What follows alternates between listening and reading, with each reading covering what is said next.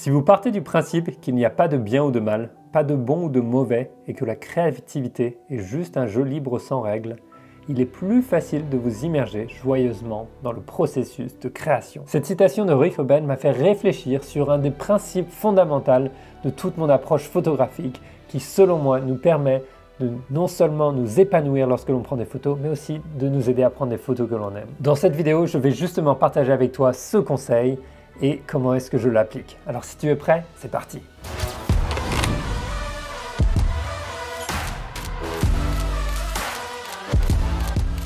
Bon, je ressors d'un shoot avec mon 85 mm f1.8 et j'ai la technique de l'année pour toi. C'est tu décroches la plaque de ton appareil, tu y mets ta sangle et ça te fait un sac à dos pour partir en randonnée. Très très utile si tu ne veux pas prendre ton appareil photo ou que tu n'as pas de sac à dos. Bref, retour sur ce petit shoot de ce matin qui m'a fait réfléchir sur un des principes fondamentaux que j'ai intégré il y a des années et avec lequel je travaille depuis toujours dans ma photographie. Alors, on va en parler tout de suite ensemble à travers quelques exemples de ce shoot de ce matin, de quelques shoots il y a plus longtemps. Et on va revenir sur cette citation et une autre d'un livre qui s'appelle The Creative Act de Rick Rubin. Alors, si tu n'as pas remarqué encore, lorsque l'on pratique la photographie, on a des jugements pour tout et dans tous les sens, d'accord? Je te donne un petit exemple. Ce matin, je suis dans ce couloir plein de lumière avec mon 85 mm f1.8.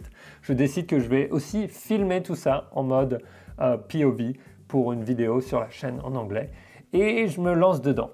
Qu'est-ce qui se passe? Il n'y a personne, je suis dans un petit village en Californie, tous les gens ils sont en voiture. Apparemment, il n'y a personne qui décide de marcher le matin ou quasiment personne avec cette belle lumière du soleil qui se lève. Donc je me dis, mince, qu'est-ce que je vais faire? Je n'ai peut-être pas pris le bon objectif, je ne sais pas quoi faire, il n'y a personne, il n'y a rien de vraiment intéressant. J'ai l'habitude d'être dans un environnement en photographie de rue qui est un petit peu plus dynamique. Qu'est-ce que je vais pouvoir faire? Les photos vont être moches, je ne vais pas pouvoir les partager, tout est terminé. Donc tout de suite, je vois ce qui se passe dans ma tête et j'essaie de me recentrer un petit peu. Et je reviens un petit peu vers ce centre qui est un centre dans lequel je n'ai pas trop de jugement et j'ai juste une curiosité et surtout, et le principe est essentiel, une certaine innocence. C'est-à-dire que j'essaie de découvrir un lieu et une activité pour la première fois, comme si j'étais un enfant, comme si c'était la première fois et je découvre. Et je fais « Waouh, ok, intéressant, c'est joli ». Donc qu'est-ce que je vois autour de moi? Avec cet état d'esprit, qu'est-ce que je vois? Je vois la lumière directe qui passe à travers cette pièce. Je crois que c'est un espèce de bar cocktail, mais qui est fermé, c'est le matin. Et on a la lumière directe qui tape sur le mur, qui éclaire un haut-parleur qui a l'air un petit peu rétro. Il y a un vieux piano. Bref, une ambiance qui est présente. Et c'est une fois que j'ai tous mes jugements qui sont de côté, en fait, je me retrouve à admirer la scène que je trouve relativement belle et qui dégage une certaine ambiance chaleureuse et en même temps nostalgique. Et du coup, je commence à photographier cette scène. Alors, je la photographie de manière justement à jouer avec ces ombres, avec cette lumière, de me déplacer un petit peu pour avoir un petit peu du piano, un petit peu de la musique et un petit peu de l'extérieur pour avoir une certaine dynamique dans l'image. D'accord, tu peux voir justement un petit peu dans le résultat, j'ai une version verticale et une version horizontale. On a un miroir en haut à droite que j'ai intégré dans la version verticale qui aurait pu être utilisé si on avait un sujet humain, par exemple, à faire un petit clin d'œil pour avoir quelqu'un dans ce miroir. Et dans la version horizontale, je n'ai pas du coup le miroir. Bref, qu'est-ce qui s'est passé là sur le terrain en fait? J'ai été obligé de revenir, de me recentrer pour justement avoir la capacité de prendre ces photos et surtout de les visualiser. C'est ça qui est important. C'est quelque chose dont je parle beaucoup, mais cette possibilité de visualiser et d'observer une scène veut aussi dire qu'on doit mettre de côté toutes nos idées préconçues. Rick Rubin dit dans son livre « En tant qu'artiste, nous cherchons à restaurer notre perception enfantine. Un état d'émerveillement et d'appréciation plus innocent, non lié à l'utilité ou à la survie. » Et pour moi, cet état d'innocence et enfantin est clé pour s'amuser et pour réussir ses photos. Partons tout de suite sur le prochain exemple, mais si tu ne me connais pas, mon nom est Pierre Tellenberg, je suis un photographe d'aventure et de voyage et le créateur de la méthode de 30 jours pour des photos pro, une méthode pas à pas pour développer ton œil de photographe afin que tu puisses prendre des photos que tu aimes, quel que soit ton niveau, où que tu sois et quel que soit ton matériel. On travaille vraiment sur ce qu'il se passe à l'intérieur. Si tu es curieux, il y a un petit lien dans la description pour en apprendre plus, je serais ravi que tu me rejoignes.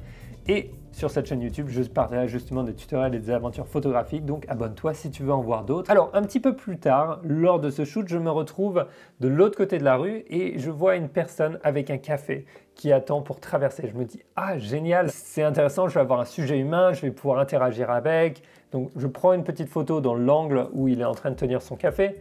Très bien, très sympa. J'utilise quelques techniques d'obstruction de la partie droite de l'image.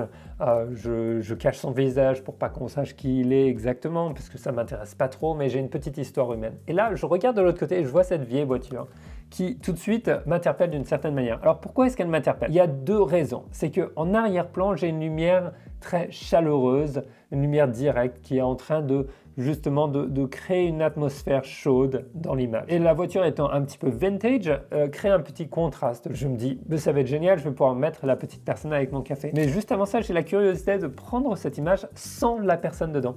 Et je me retrouve après à regarder les deux images et je préfère largement celle où il n'y a personne. Alors pourquoi? Parce que j'ai mis justement l'avant sur cette voiture et je trouve que cette scène, qui est finalement une scène statique, m'offre du dynamisme à travers la lumière qui est présente. On ne voit pas le conducteur qui est dans la voiture, donc il y a un certain mystère derrière, sachant qu'il est arrêté à un feu rouge. Et les arches dans l'arrière-plan viennent bien guider mon regard sur cette voiture qui, d'une certaine manière, est brillante à cause de tous les reflets de la lumière du soleil. Alors, voici une explication intellectuelle, mais en fait, qu'est-ce qui s'est passé avant? En fait, avant, à l'intérieur de moi, je voulais simplement retrouver cette certaine innocence enfantine qui m'a dit « Tiens, je trouve que cette voiture, elle est intéressante, je la regarde avec curiosité et j'ai envie de prendre une photo, les lumières sont vraiment attrayantes et c'est tout, c'est tout. » Ça peut être très compliqué, je trouve, à mettre et à exprimer à travers des mots, mais plus on a cette capacité à revenir vers cette joie, cette innocence qui nous permet justement d'être joyeux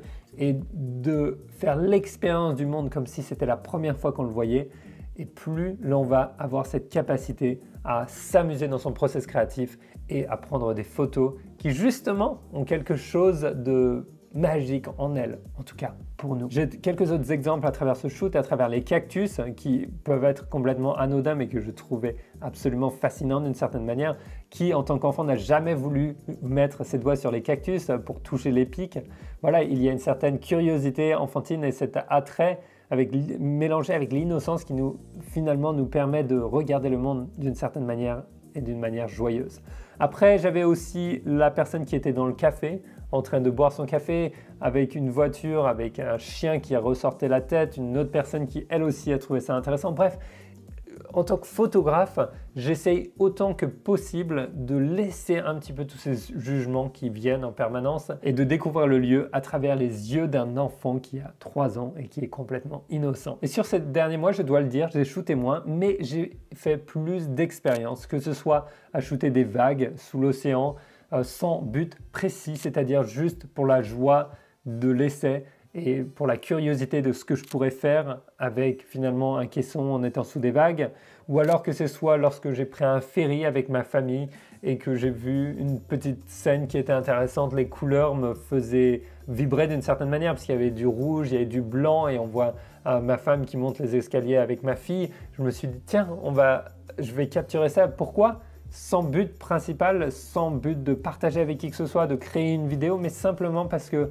je trouve ça beau et ça m'intéresse. Et pareil, un autre moment en randonnée, je me retrouvais avec un arbre qui est juste incroyable. J'avais pris mon appareil photo au hasard en me disant j'ai envie de recultiver cette innocence que j'avais lorsque j'étais un amateur, lorsque j'étais un enfant et que je prenais des photos juste pour la joie de prendre des photos. Alors qu'aujourd'hui, puisque nombre d'entre vous regardent mes vidéos, regardent mes photos sur Instagram, j'ai finalement cette petite pression de me dire est-ce que ma photo est bien, est-ce qu'elle va être partagée, est-ce que je vais pouvoir la partager? Et donc pour moi, mon grand travail, ça a été de revenir vers cette innocence et de prendre mon appareil photo par simple plaisir, non pas pour partager, non pas pour créer quelque chose d'incroyable, mais simplement pour m'amuser sur le terrain comme je le ferais si j'étais un enfant. Et j'ai vu d'ailleurs, petite note, des enfants et des amis de ma fille le faire avec un tout petit appareil photo. Et il n'y a rien de plus mignon, ils sont là, ils vont aller voir une plante, ils prennent la plante en photo et ils vont voir un caillou, ils prennent le caillou en photo et ils ne se posent pas des questions de savoir si, est-ce que ça va marcher sur Instagram, est-ce qu'il y a assez de couleurs, est-ce qu'il y a assez de contraste, est-ce que la lumière est bonne, est-ce que ceci, est-ce que cela. Non, c'est vraiment revenir vers cette innocence qui nous permet de nous amuser dans ce processus créatif. Et si tu as la capacité à taper là-dedans, même dans des shoots professionnels, personnellement, je trouve que ça transforme ton expérience puisque tu arrives avec un œil neuf qui découvre tout le temps et qui permet aussi de trouver des idées auxquelles tu n'aurais pas pensé avant. J'espère que ça aura du sens ce que j'ai essayé d'exprimer, c'est assez compliqué avec les mots. Au final, reviens vers cette innocence enfantine, joue avec ton appareil, joue avec le monde extérieur et tu t'épanouiras lors de ton acte créatif. Rick Rubin a une dernière citation dans ce livre que j'aime bien qui est « Tout ce qui compte, c'est que vous fassiez quelque chose que vous aimez, du mieux que vous pouvez, ici et maintenant. » Et à chaque fois qu'on me demande qu'est-ce que je pense d'une photo, la première question que je pose en retour, c'est « Qu'est-ce que toi tu en penses? Est-ce que tu aimes ton image ?» Et à partir de là, si tu l'aimes, on n'a plus grand-chose à se dire. Et s'il y a des choses que tu veux améliorer, sur lesquelles tu es curieuse, c'est là qu'on va pouvoir en discuter. Mais franchement, le principal, c'est que tu aimes ce que tu fasses. Maintenant, c'est à toi de retrouver cette innocence lors de ton prochain shoot et tu peux récupérer une petite fiche de réglage que j'ai dans la description qui est gratuite, qui va pouvoir t'aider si jamais tu galères avec ton appareil.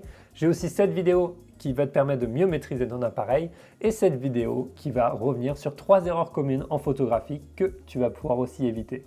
Allez hop, je te souhaite une très belle journée. Ça, on va prendre des photos et c'est quelque chose de nouveau et c'est quelque chose de différent avec plaisir et innocence.